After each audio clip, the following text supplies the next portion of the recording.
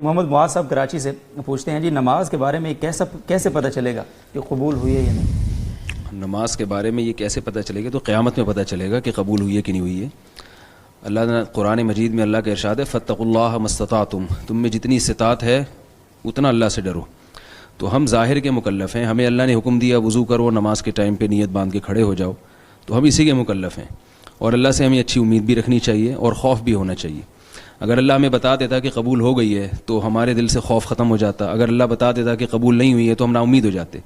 تو اللہ تعالیٰ چاہتے ہیں کہ اسی خوف اور امید کے ساتھ عبادت ہو، تو اس سے انسان اعتدال میں رہتا ہے، ڈرتا بھی رہتا ہے اور اللہ سے امید بھی لگی رہتی ہے.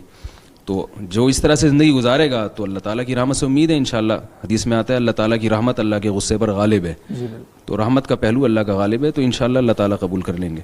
حبیب اللہ خان صاحب بحرین سے پوچھتے ہیں جی، بہت امپورٹنٹ سوال ہے مفتی صاحب، آپ نے بھی اس کا یقیناً آپ کے علم میں ہوگا پہلے بھی.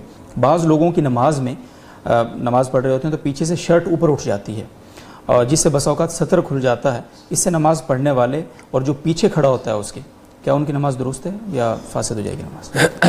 اگر یہ جو ناف سے لے کے گھٹنا تک کا حصہ ہے، اس کا نماز میں بھی چھپانا فرض ہے، نماز کے علاوہ بھی.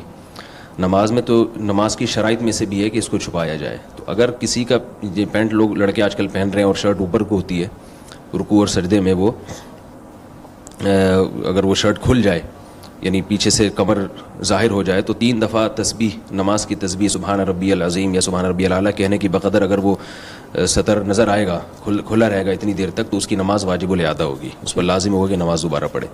باقی یہ کہ پیچھے جس کی نظر اس پہ پڑ گئی تو وہ اگر اتفاقی نظر ہے تو وہ معاف ہے، اور اگر وہ اس کو باقاعدہ دیکھ رہا ہے ارادہ کر کے کہ بھئی تو نماز میں کسی بھی گناہ کا جب آپ ارتکاب کرتے ہیں تو اس سے نماز مکروہ تحریمی ہو جاتی ہے.